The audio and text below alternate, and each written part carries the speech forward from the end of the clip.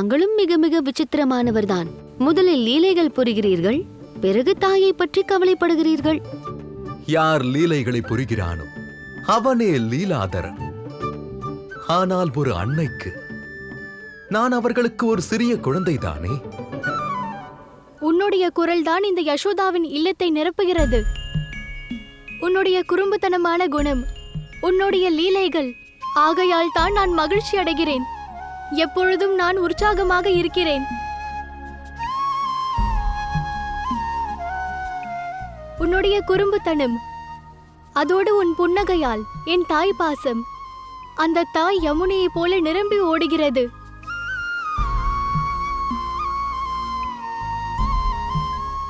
நீ மௌனமாகிவிட்டால் கிருஷ்ணா,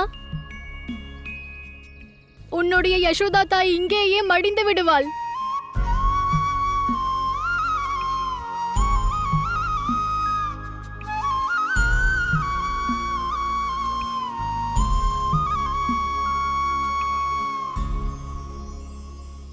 இந்த அவதாரத்தில் நான் கடவுளாக மாறி அவர்களை சமாதானப்படுத்த முடியாது.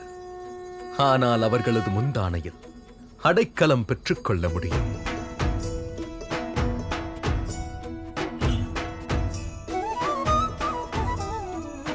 கண்ணனை பொறுத்தவரையில் அவன் தாயே அவன் தேவி, ஆரோக்கியத்தை அளிக்கும் தேவி. அவர்களது பாசத்திலேயே என்னுடைய சக்தி உள்ளது.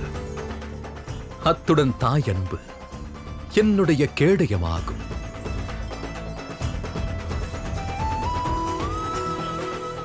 அது எனக்காக பல தியாகங்களையும் செய்யும், பல சமர்ப்பணங்களையும் செய்யும். அதனால் யார் பெயரில் அன்னை என்ற வார்த்தை சேருமோ அவர்கள் தேவிக்கு சமமானவர்கள்.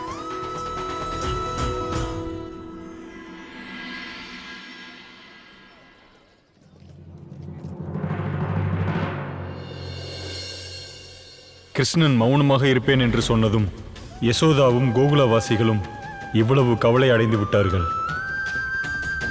ஆனால் கிருஷ்ணனோ ஒரு நாள் நம்மை விட்டு போகத்தான் போகிறான்.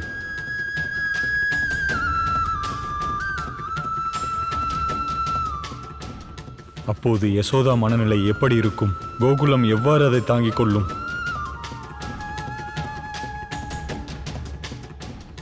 ஆமாம், கிருஷ்ணன் இல்லாமல் இந்த கோகுலத்தில் மகிழ்ச்சி ஏது?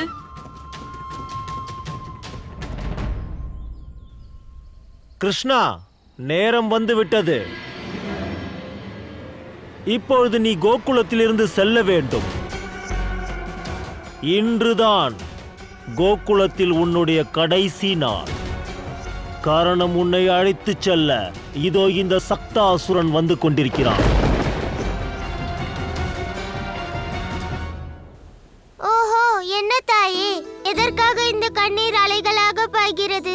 நான் உங்கள் முன்னால் தான் நிற்கிறேன்.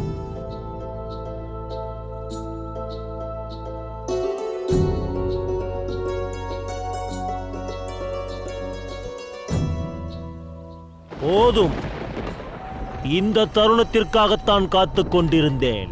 வா கிருஷ்ணா, நீ செல்ல வேண்டிய அந்த சுப தருணம் வந்துவிட்டது.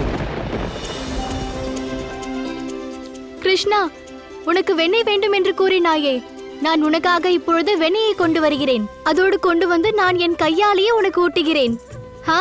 என்ன தாயே, கொடுக்க போகும் வெண்ணெய் கூடவே அந்த குண்டு ரொட்டியும் கொடுத்தால் சிறப்பாக இருக்கும். சரி கிருஷ்ணா, உனக்காக அந்த குண்டு ரொட்டியும் கூடவே வெண்ணெயையும் கொண்டு வருகிறேன். சரியா? என் தாய் தான் உலகத்தில் சிறந்தவர்கள்.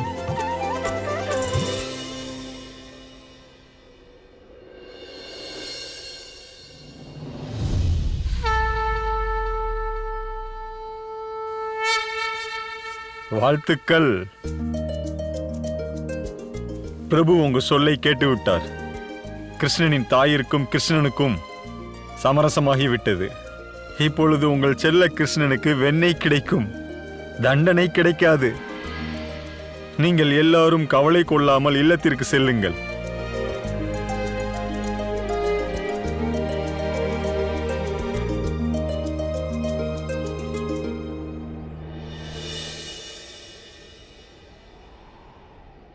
எனக்கு ஒன்றை சொல்லு கிருஷ்ணா, இவ்வளவு பலம் எப்படி எங்கிருந்து வந்தது உனக்கு?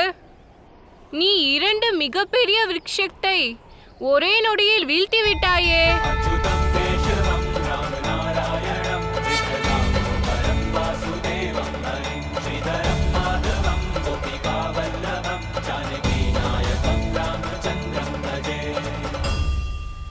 தந்தையே, இப்பொழுது என் சகோதரனுக்கு நீங்களே புரிய வையுங்கள். காரணம், தாய் கொடுக்கும் வெண்ணெயில் அபார சக்திகள் இருக்குமாம். ஆனால் என்னை பார், நான் தான் தினமும் வெண்ணெய் சாப்பிடுகிறேனே. அதனால் ஒரு மரம் என்ன, மொத்த மலையையும் வீழ்த்தக்கூடிய சக்தி என்னிடம் இருக்கிறது.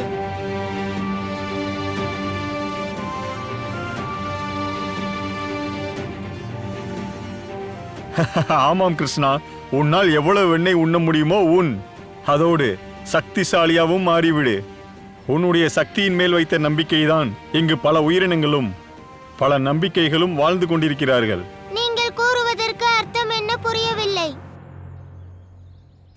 ஆமாம் தந்தையே, உங்கள் பேச்சுக்கள் மிகவும் ஆழமாக இருக்கிறது. உங்கள் பேச்சு என்னை குழப்பமடைய வைக்கிறது.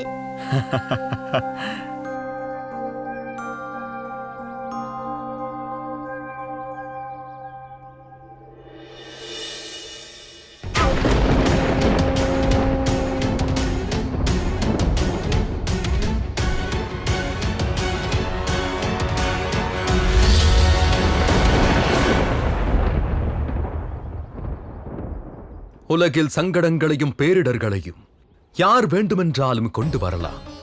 அதற்கு உயிரும் இருக்கலாம், இல்லாமலும் போகலாம். அதனால் எச்சரிக்கையோடு இருப்பது மிகவும் அவசியமாகும். நம் அருகாமையில் உள்ள அனைத்து பொருள் மீதும் கண்மூடித்தனமாக நம்பிக்கை வைப்பது ஆபத்தை விளைவிக்கலாம்.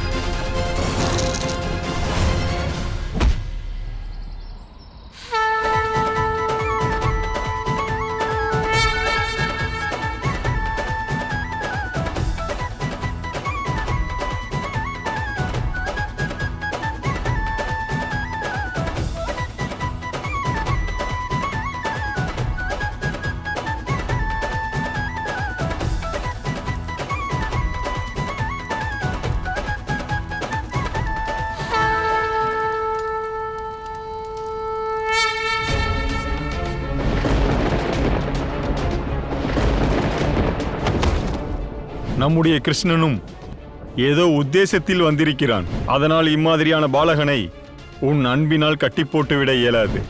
அதோடு தாய்ப்பாசத்தினால் கட்டுப்படுத்தவும் இயலாது.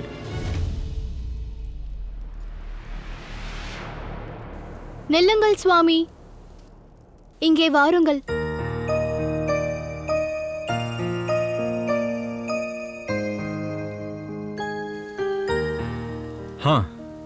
சொல்.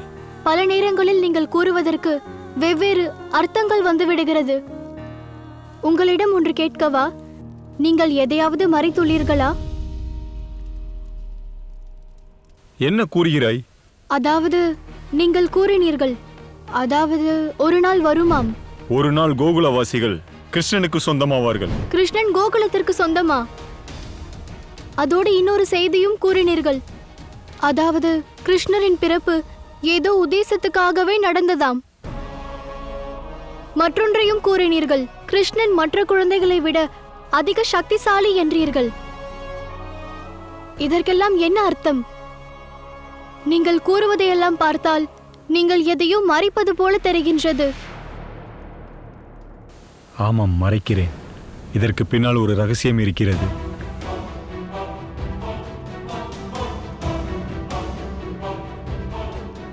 அது என்ன ரகசியம்? நீங்கள் எதை மறைக்கிறீர்கள்?